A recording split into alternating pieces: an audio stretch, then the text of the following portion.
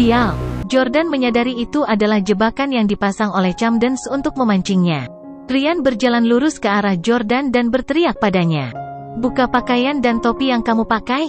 Dengan ekspresi bingung, Jordan bertanya, "Apa maksudmu?" Pada saat ini, Drew, yang menyeringai, berjalan mendekat. "Apa maksudmu? Apakah Anda tahu siapa dia?" "Dia adalah bosmu. Dia Ryan Dunn, agen umum Uber Eats di Orlando." Ryan mendengus dingin. "Jika kamu tidak percaya padaku, aku akan meminta manajer, Claire, untuk meneleponmu." Segera, Claire menelepon Jordan. "Jordan, apa yang kamu lakukan untuk memprovokasi Tuan Dunn? Dia sudah memecatmu."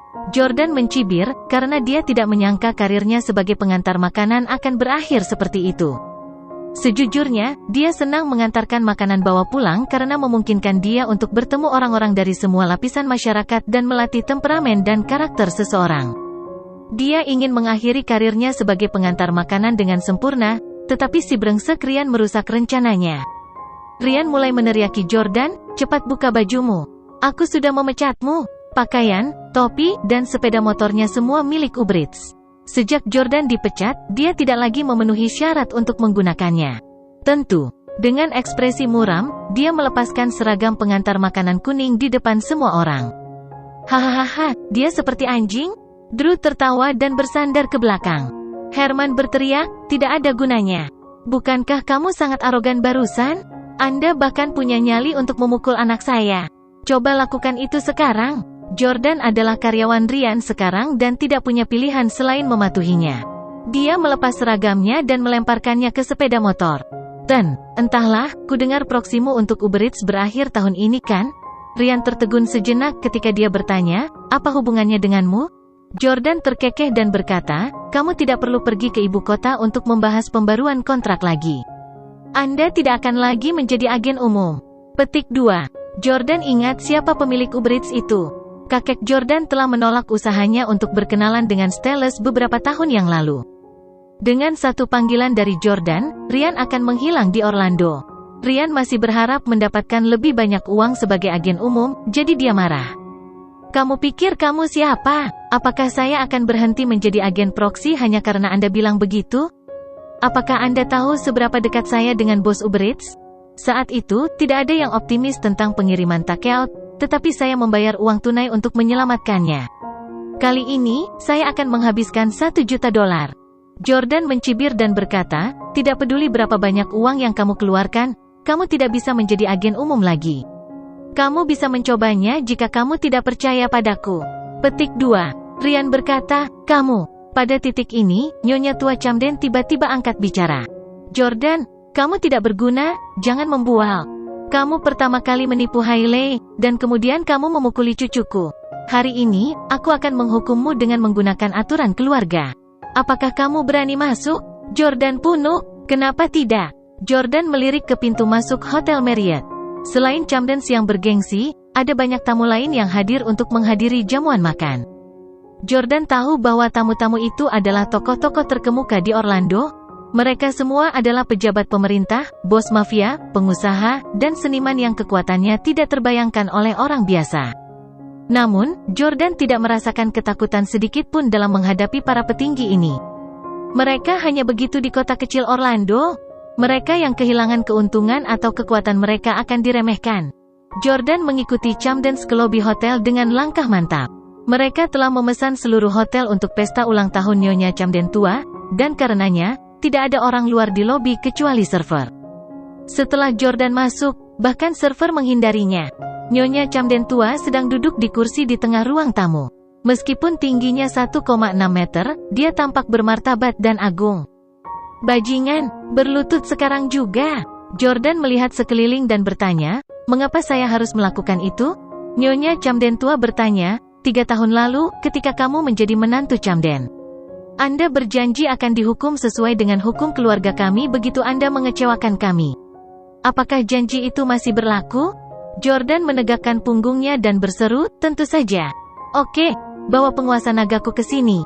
Nyonya Camden tua memerintahkan, dan Herman segera menyerahkan penguasa naga, yang telah dia siapkan sejak lama. Penguasa naga logam, yang ditinggalkan oleh nenek moyang Camdens, lebih besar dari penguasa biasa. Pada awalnya digunakan sebagai alat ukur, tetapi kemudian menjadi alat untuk menegakkan hukuman keluarga. Setelah dipukul oleh penguasa, rasa sakit akan berlangsung setidaknya selama 3 hari. Menggenggam penguasa naga raksasa, Nyonya Camden tua berkata, "Bagus kau mengakuinya. Seseorang, tampar dia 20 kali. Ya, Herman sudah lama ingin membela putranya dan karenanya dia yang pertama melangkah maju. Namun, Benedict merebut penguasa naga darinya dengan satu tangan. Bu, aku gagal membawa menantu laki-lakiku, jadi aku akan memberinya pelajaran sendiri." Begitu Benedict memegang penggaris, Sylvie mengambilnya darinya. "Aku selalu menjadi orang yang menamparnya. Biarkan aku yang melakukannya." Beberapa dari mereka bersaing untuk memukul Yordania. Jordan, bagaimanapun, tidak mengharapkan Hailey untuk berbicara juga. "Dia suamiku. Aku akan melakukannya." Hailey mengambil penguasa naga dengan tangan rampingnya yang tidak pernah dipegang Jordan selama 3 tahun terakhir. Jordan menatap profil samping Hailey yang indah, tetapi dia merasa dia mengerikan. "Hah, kamu selingkuh duluan, tapi kamu malah menuduhku selingkuh. Sekarang, Anda bahkan ingin menamparkan saya? Anda adalah istri yang baik. Aku sudah menikahi permata langka?" Jordan tidak bisa lebih jengkel. Yang mengejutkan semua orang, Drew menyambar penguasa naga raksasa dan berlari menuju Jordan. "Anjing, beraninya kamu memukulku. Aku akan menghancurkan wajahmu." Drew kemudian mencoba mengayunkan penguasa naga ke wajah Jordan. Jordan berdiri terpaku di tanah tanpa menghindar. Dia meraih lengan Drew dengan tangan kirinya dan kemudian memutarnya, menyebabkan dia menamparkan dirinya sendiri dengan penguasa naga raksasa sebagai gantinya. Memukul. Wajah Drew dipukul keras oleh penguasa naga raksasa di tangannya. Itu membuat wajahnya, yang sudah mengerikan, terlihat lebih buruk. Semua orang tercengang. Beraninya menantu yang masih hidup memukul pewaris Camdens? Nyonya tua Camden berdiri dan berteriak, "Bajingan! Beraninya kau bertindak seperti anak nakal dan menyebabkan keributan seperti itu di sini. Apakah Anda tahu berapa banyak pejabat pemerintah yang ada di sini? Mereka bisa menangkapmu sekarang dan menempatkanmu di balik jeruji besi." Jordan percaya bahwa kata-kata Nyonya tua Camden itu benar. Seringkali, orang kaya berkenalan dengan pejabat tinggi pemerintah, seperti Camdens. Mereka memiliki ikatan dengan tokoh-tokoh terkemuka dari kekuasaan dan status. Namun, Jordan memandang para tamu dan berkata, "Saya pikir para pejabat seharusnya melihat dengan jelas bahwa Drew adalah orang yang mencoba memukul saya dengan senjata terlebih dahulu, dan saya hanya membela diri." Semua tamu mengenakan pakaian biasa, bukan seragam kerja. Namun, salah satu dari mereka, yang tinggi dan berkacamata tiba-tiba angkat bicara. "Namun, kamu baru saja mengatakan kamu akan menerima hukuman sesuai dengan hukum keluarga. Namun, Anda kembali pada kata-kata Anda ketika sudah waktunya untuk menjatuhkan hukuman. Apakah Anda pikir itu sesuatu yang harus dilakukan seorang pria?"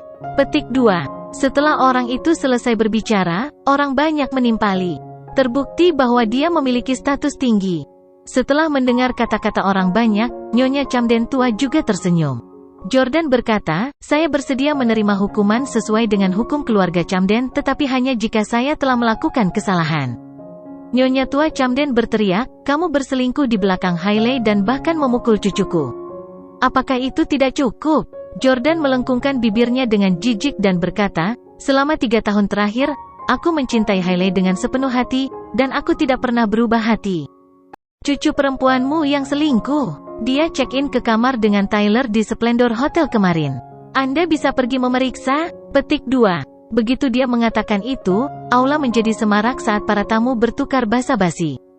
"Tyler, apakah maksud Anda Tyler Collins? Keturunan keluarga Collins?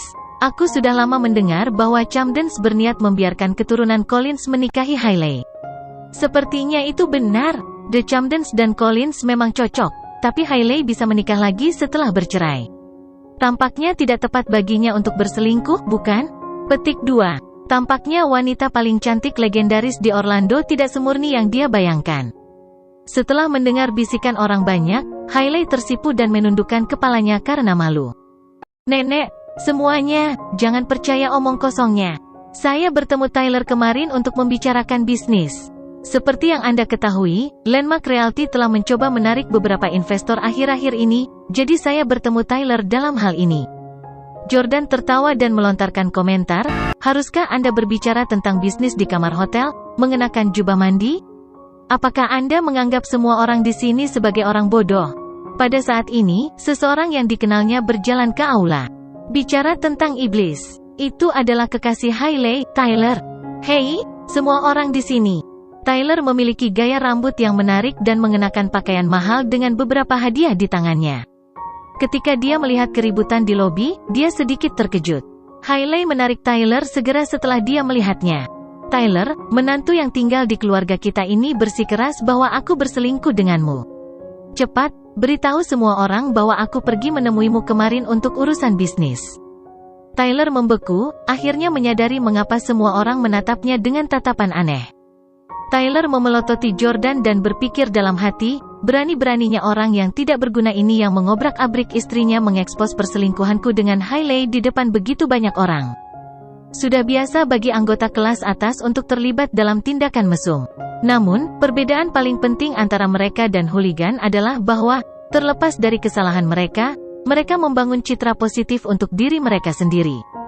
Tyler berkata, semuanya, jangan dengarkan apa yang baru saja dikatakan Jordan yang tidak berguna ini. Hailey dan aku tidak bersalah. Dia datang menemui saya kemarin, hanya untuk mengantarkan dokumen kepada saya. Jordan, kamu bilang Hailey selingkuh denganmu, tapi apakah kamu punya bukti, seperti video atau foto? The reason _epi_sodes ada di garis bawah the situs web. Tyler malah menanyai Jordan. Tyler tahu bahwa Jordan tidak mengeluarkan ponselnya untuk mengambil foto atau video apapun di hotel kemarin. Satu-satunya video yang bisa membuktikan Hailey menginap di kamar hotel juga dihapus oleh Tyler, yang berhasil melakukannya dengan menggunakan koneksinya. Tyler hanya harus menyangkal dengan keras sekarang. Melihat bahwa Jordan tidak dapat memberikan bukti apapun, Tyler tertawa dan berkata, semuanya, alasan Jordan memfitnahku adalah karena masalah lain. Mungkin kalian semua belum tahu, tapi menantu yang tinggal ini juga bekerja sebagai pengantar barang paruh waktu. Saya memesan takeout kemarin, dan kebetulan diantar olehnya. Petik 2. Namun, dia memiliki sikap yang mengerikan hanya karena dia memiliki Camden sebagai pendukungnya, dan dia bahkan melemparkan makanan yang aku pesan ke tanah. Oleh karena itu, saya memberinya peringkat 1 bintang. Kebetulan Pak Dunn, agen umum Uber Eats, juga ada di sini. Tuan Dunn, Anda bisa memeriksa catatan pengirimannya dari kemarin. Ryan sudah tahu nomor karyawan Jordan. Dia hanya perlu memasukkan nomor karyawan ke dalam aplikasi untuk memeriksa pesanan takeout yang baru saja dikirimkan Jordan. Setelah memeriksa, Ryan mengangguk dan berkata, Tyler benar. Dia menerima peringkat 1 bintang kemarin. Alasan untuk peringkat yang buruk adalah sikap yang buruk dan melemparkan takeout ke tanah, persis seperti yang dikatakan Tyler. Opini publik juga bergeser pada titik ini, dan orang banyak mulai mempercayai Ryan dan Hailey. Jordan memandang Hailey dan berkata, apakah kamu tidak akan menjelaskan mengapa aku menjatuhkan makanan itu ke tanah? Hailey melipat tangannya, menonjolkan sosoknya sambil berpura-pura tidak bersalah. Kamu tidak perhatian di tempat kerja, dan kamu memiliki toleransi yang buruk. Hahaha, kata yang bagus. Jordan ingin bertepuk tangan untuk Hailey. Bagaimana dia bisa tega mengatakan itu? Suaminya menjatuhkan barang-barang di tangannya ketika dia melihat istrinya di kamar dengan pria lain, namun, dia menyalahkannya karena memiliki toleransi yang buruk. Apakah saya harus berpura-pura tidak melihatnya dan menyerahkan takeout kepada kekasih Anda sebelum berlutut untuk memohon Anda memberi saya peringkat bintang 5? Pang, kaulah yang membuat kesalahan di tempat kerja. Namun, Anda memfitnah Tyler dan Hailey. Diam jika kamu tidak bisa menunjukkan bukti. Tidak masalah jika dia mengkhianatimu. Kamu tidak punya hak untuk membuat keributan karena kamu hanya menantu yang tinggal. Petik 2. Hailey adalah pewaris terkenal dari keluarga kaya di Orlando, sementara Jordan adalah menantu yang dibenci semua orang. Tidak ada yang berbicara untuk Jordan karena mereka semua berdiri di sisi Hailey. Haha, ini benar-benar dunia di mana hanya orang kaya yang memiliki suara. Jordan tidak menjelaskan banyak, karena dia merasa itu tidak ada gunanya. Dia hanya menatap Nyonya Camden tua. Kalian bilang aku berselingkuh. Apa kau punya bukti? Nyonya Camden tua memandang Hailey, yang menggelengkan kepalanya. Nyonya tua Camden berkata, karena tidak ada di antara kalian yang memiliki bukti terhadap satu sama lain, kami akan membatalkan masalah ini. Namun, fakta bahwa kamu mengalahkan Drew tidak bisa dilupakan begitu saja. Jordan memandang Drew dan berkata, dia memotongku dengan pisau di pintu masuk Green Park Estate. Ada kamera pengintai di mana-mana di perkebunan, dan petugas keamanan perkebunan dapat bersaksi bahwa saya membela diri. Jika Anda harus mengejar masalah ini, kami akan memanggil polisi. Jika aku ditahan, aku berjanji Drew juga tidak akan bisa kabur. Nyonya Camden tua, Herman, dan yang lainnya semuanya bingung. Mereka tahu hukum. Jordan bertarung dengan tangan kosong sementara Drew membawa pisau. Drew akan menghadapi hukuman yang lebih berat. Nyonya Camden tua mengarahkan jarinya ke Jordan dan berkata dengan nada mencemooh, "Bagus, kamu telah menipu kami, dan sekarang kamu sangat mampu, ya? Anda baru saja memukul cucu saya. Apakah kamu ingin memukulku sekarang?" Jordan berkata dengan hormat, "Grand Nyonya Camden tua, saya selalu menghormati Anda selama 3 tahun terakhir, dan saya juga melayani Anda dengan sepenuh hati. Aku berjanji, selama Drew tidak memprovokasiku di masa depan, aku tidak akan melakukan apapun padanya. Aku hanya punya satu permintaan. Saya harap Anda akan setuju untuk Hailey bercerai dengan saya." Jordan telah merawat Nyonya Camden tua selama 3 tahun terakhir, lebih dari yang pernah dilakukan Drew sepanjang hidupnya. Bagaimanapun, Jordan adalah cucu menantunya yang tinggal di rumah. Terlepas dari seberapa banyak usaha yang dia lakukan, dia tidak akan pernah bisa dibandingkan dengan Drew. Nyonya Camden tua melihat ke kerumunan dan berkata, "Semua orang, seperti yang kalian semua tahu, 3 tahun lalu, keluarga Camdens menerima menantu yang tinggal karena perjanjian pernikahan yang ditetapkan oleh mendiang suamiku. Banyak dari Anda di sini adalah teman dekat dan mitra bisnis mendiang suami saya selama beberapa dekade. Dalam 3 tahun terakhir, Hailey tidak bahagia, tetapi demi memenuhi keinginan mendiang suami saya, orang tua Hailey telah menyebutkan perceraian kepada saya beberapa kali, tetapi saya telah menolak semua permintaan mereka. Semua orang di kota mencintai cucu perempuan saya Hailey, dan sebagian besar dari Anda menyebutnya sebagai wanita paling cantik di Orlando, jadi saya tidak perlu memberitahu Anda siapa orang yang lebih tidak layak. Hari ini, Jordan memukuli cucu saya dan memfitnah cucu perempuan saya dan Tyler.